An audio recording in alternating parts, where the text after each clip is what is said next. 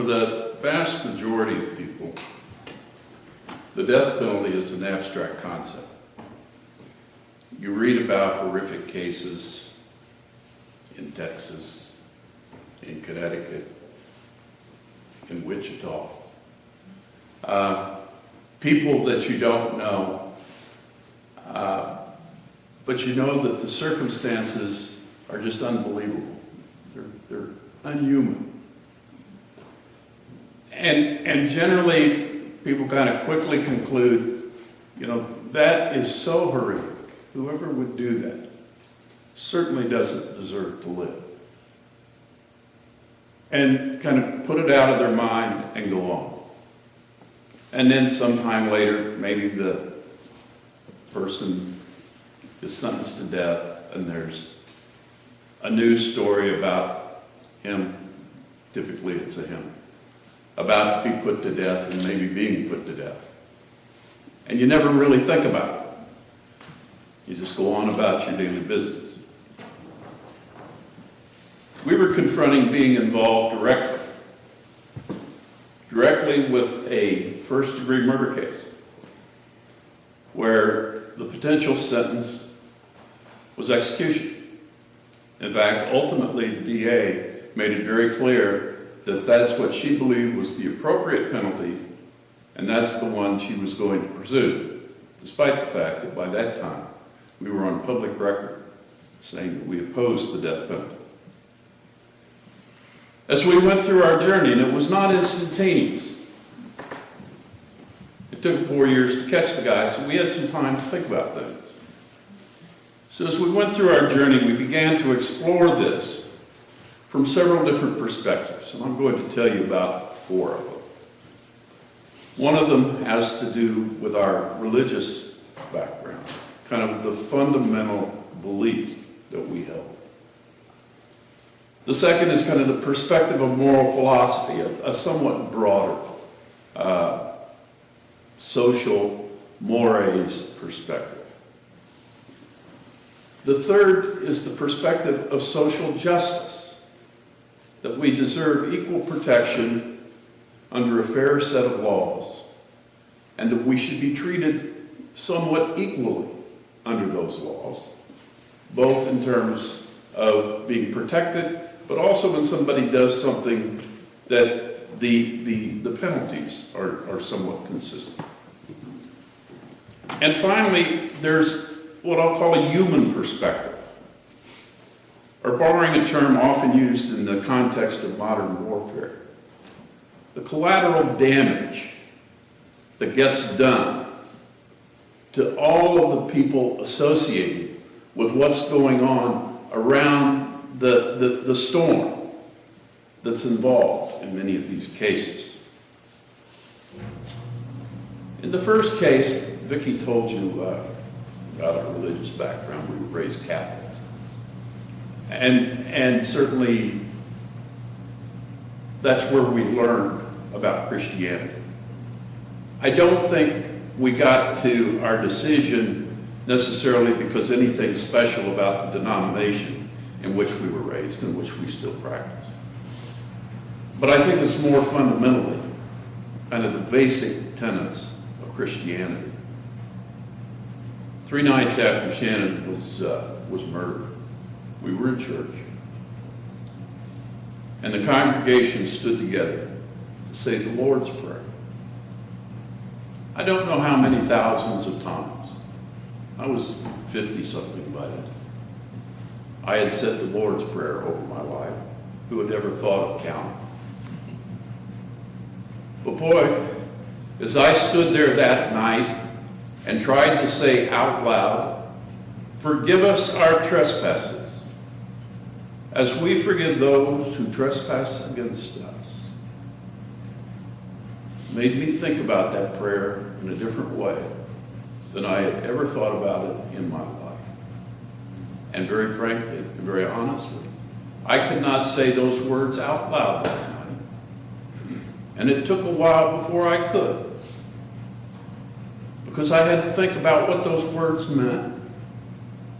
I had to think about what those words meant for me, I had to think about whether or not I really believed that. And then I had to decide if those were the principles with which I was raised, the principles that I really embraced, if I could not stand by them when it was difficult, if we could not stand by them when it was difficult, then they weren't our principles. So I think that is not a major theological exploration of this issue. No major study of anybody's catechism. It's the simple prayer that the Lord gave us when he walked this earth. There was another lesson in the Gospels. There's several, but there was another one that came to me to be ultimately quite profound. Christ actually came upon an execution about to take place at one junction. Remember, he came across the woman who was about to be stoned. He didn't argue with anybody over whether or not she had done the crime. He didn't argue with them about the evidence. He didn't argue with them about whether or not it was right or wrong. He didn't pay any attention to her at all. He looked at the people who were about to kill her. And he said, "The one among you without sin should cast the first stone." And they all had to walk away. That's not a complicated theological lesson. You don't have to study canon law to understand that. I think you have to pay attention when you come to church, when you read the Bible. But there's some pretty straightforward lessons here that we had to confront more directly and had to really sit down and parse and understand in a way we never had before. And as we did that, we came to the conclusion that on the basis of our religious belief, we didn't have a choice in this matter. Now, moving on to kind of the larger context, the moral basis for our appropriate actions. For an action to be considered morally good, the act must be good in and of itself. Do you know what the cause of death that is put on the death certificate for someone that's executed? It's homicide. When they kill somebody in any one of the death chambers in the United States, the cause of death is homicide. It's a state-administered homicide in a controlled environment where the individual being punished has been rendered defenseless. The second condition is that the intentions of the one doing it must be good. Undoubtedly, in some cases, there are these horrific individuals, and the prosecutors want to protect members of society from this kind of individuals. Maybe they want to send examples. But since the mid-1970s, and this is a pretty dynamic process, this sign up here says there's been at least 145. Well, that was published, that was printed probably a month or two ago. Since then, there have been 2 more people exonerated. Today, there's been 147 people who were condemned to death, who have been exonerated by subsequent evidence that has been brought to light. There have been many stories in the newspaper in recent years about misconduct by prosecutors, misconduct by police, misconduct by crime labs, all the way up to the FBI in Washington, D.C., or others pursuing convictions. The intentions of the one doing it must be good. If people are simply manufacturing evidence in order to get a conviction because the community is excited, or the community is angry, or the community wants justice, is this good intention? What about the people who are conceivably innocently convicted? We've seen a homicide investigation more closely than people will ever want to. As we stood in the back of the church about to follow the casket up the aisle at Shannon's funeral, we were approached by two detectives looking for a young woman that Shannon knew. They told us that they were pretty certain the guy that killed her was in church. Right there in church. A month later, they told us they were after the same guy. They told us they knew it. This was the guy. They brought him in. Gave him a lie detector test. He failed the lie detector test. But there was a lot of DNA. Shannon fought hard. She wanted to live. A lot of DNA in her apartment that night. And this guy's DNA didn't match. We believe, we don't know, but we believe, we suspect. If it had not been for that DNA, there might have been a trial in this case. Because they were so solidly convinced that this was the guy. There's tremendous pressure in these communities at times to get these cases solved. And the police want to get, especially these high-profile cases, under control so the community doesn't lose confidence.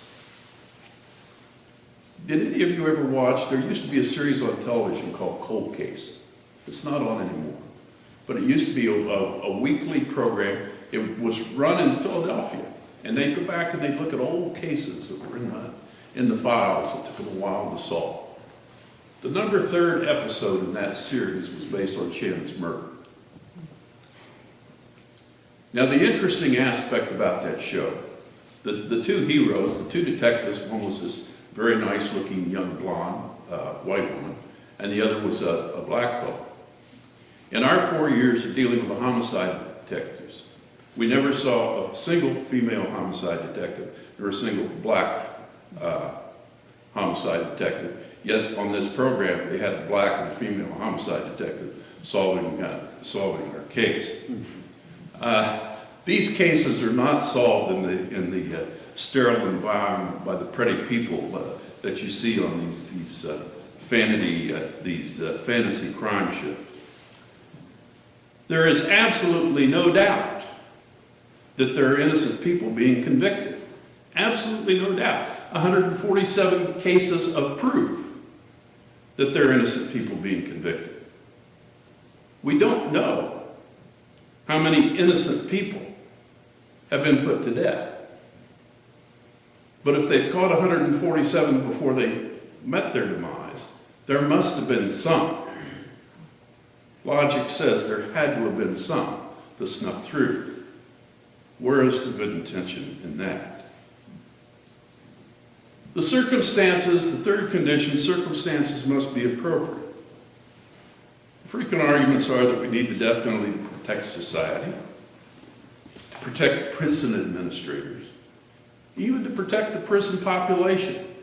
I mean, when you start dismissing these other cases, these other elements, well, society can be protected. You lock them up, they can't get out. Then they get down, well, they kill each other.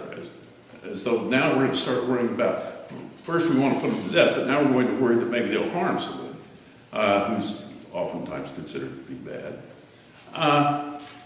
At hearings in Maryland a couple of years ago, as we were considering, our legislature was considering eliminating the death penalty, and ultimately did. There were a number of prison administrators who came in and testified before our legislature. And let me read some brief statements that some of these gentlemen in the case made. Calvin Lightfoot, former corrections officer, warden, secretary of public safety, and correctional services for the state of Maryland. I've been in this system for 40 years. I've been held hostage and been through multiple prison riots. If someone told me that the death penalty would protect me as a corrections officer, I would be offended. Safety inside prisons depends on proper staffing, programming, and effective reintegration of inmates back into society. The death penalty does not safeguard anybody. John Connor, former chief special prosecutor of the state of Montana, 21 years, prosecuting 5 death penalty cases involving prison homicides. A well-managed prison with proper classification and staffing can create incentives for lifers to behave while segregating and punishing those who are a threat before violence ever occurs. Our prison system already knows how to do this. The reality is that the death penalty is not and never has been a deterrent. Prison safety depends on proper staffing, equipment, resources, and training. Ron McAndrews, former warden, Florida State Prison, presided over 8 executions. I don't believe there is a single qualified warden in this country that wouldn't trade the death penalty for more resources to keep his or her facility safe. The death penalty system is just a drain on those resources, and it serves no purpose in the safety of the public or prisons. Finally, Frank Thompson, former retired administrator, 16 years combined service as warden of state penitentiaries in Arkansas and Oregon. I want to tell you that the answer is no. There is no relationship between the death penalty and safe prisons. Every warden in America knows the established protocols that effectively keep prisons safe for corrections and staff and inmates. When violence takes place in a prison, it is because of either human error or negligence in following these protocols, or it is because there was insufficient funding in the system to fund known violence prevention tools. So it sounds like the professionals aren't convinced that they need this as a way to keep their prisons operating on an orderly basis. In the context of social justice, the concept is that we have fair and equal application of just laws. Studies from New Jersey, Pennsylvania, Maryland, Virginia, Ohio, both of the Carolinas and Texas have found that either the race of assailants or the victims are important in explaining the pursuit of the death penalty and convictions. If you're black, especially a black man in this country, and commit a capital crime, you face much higher probability of facing a death penalty trial than if you're a white assailant. Particularly the case if you're a black person killing a white person. There is significant racial disparity, but it's not just racial disparity. Since the use of the death penalty was reinstated in 1976, 85% of the counties in the United States have had no death penalty cases over this more than 45-year period, including, I might say, all of the counties in Kansas. You've not had a death penalty administered here since the 1960s. 2% of the counties with 15% of the population account for 52% of the executions.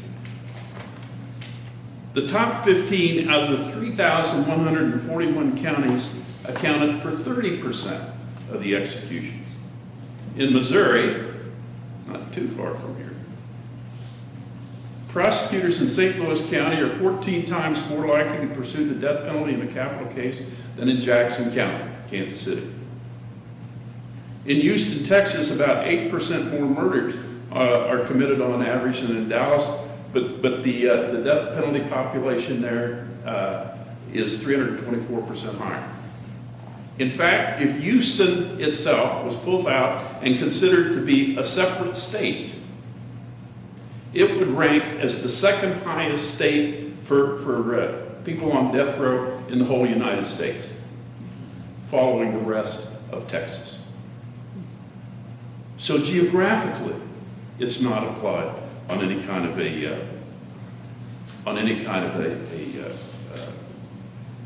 equivalent basis across the population. From every perspective we looked at, it was hard to square the use of the death penalty with the goal of fair and equal application of just law. The matter of collateral damage. When you lose a loved one, to murder, part of you dies. And that part will never be restored in this life. Beyond the immediate loss of a loved one, a further important but often ignored consideration is how much additional carnage will be created by the ensuing developments. Typically, executions are not carried out until 17 years after the initial sentencing. So there's kind of this ongoing grind. You have a trial. If it's a death penalty trial, there is a retrial. There's a sentencing trial. And then there will be repeated hearings, hearings and hearings and hearings. Someone was talking recently, we were talking the other day about the car case up in Wichita. And someone was just aghast looking at the record, that all the gory details of those murders were in this appeal record file. Well, those gory details will be in every subsequent hearing. And the families will have to live through that time and time again. A case in our own community led to the execution of Stephen Oken in Maryland, 2004, who killed Fred and Betty Romano's daughter. Fred and Betty Romano lived at the time from us probably about 20 miles from where we were living at the time. Finally, they got around to executing this guy 17 years after he had killed their daughter. Just before the case went to execution, the Washington Post ran a front page story on the Romanos and their experience. We had met the Romanos at hearings where they were testifying for the death penalty. And we noticed how distraught they were, how just completely overwhelmed with anger at what had happened to their daughter, and the fact that they were just put through this grind, and it just went on and on. It got so bad in the last hearing we were at in 2003, they were no longer able to get up and testify. Their son got up and picked up the mantle for them, pounding on the table, saying, "You've got to put these people to death." Here is what the Washington Post said about the Romanos just before the execution was about to take place. They were still of a mind that the execution would be justice, but acknowledged the toll on them was one of, quote, damaged health, damaged hearts, and a destroyed marriage. It was poison in their relationship. Fred Romano described it as a feeling of darkness that overshadows everything. The assailant who had killed their daughter had actually been caught up in Maine. He committed a murder up there. He had been sentenced to life in prison without parole. Fred Romano says, quote, "I almost think if he had stayed in Maine and stayed in prison, if he had stayed in Maine and stayed in prison for life in Maine, it might have been a lot better for my family." Betty Romano's summary is, "It beats you to death." From the reporter's perspective of Mrs. Romano, at 57, her health was poor. She recently went to the doctor for another prescription to settle her nerves. According to the newspaper story, Fred and Betty Romano had recently separated after 4 decades of marriage and were floundering toward divorce. They also noted that it was doing exactly the same thing to their son in this story. We never truly, I had grown up learning about wrath being one of the deadly sins. But I really never understood the meaning of that until we started coming in contact with people who were drugged through this process for this very extended period of time. Virtually all of them bore the marks of long periods of pent-up emotion and anger and hatred as they waited for someone else to be deliberately put to death. Hatred and anger are acids that literally consume the vessels that try to contain you. It's a poison that just eats you alive. Putting people into this environment of suspended self-destruction might be inadvertent, but it's no less damaging to them. It is not just the survivors. Family members are caught in the cauldron also. The family members are the members of the community who are involved in the executions themselves are also caught in this process.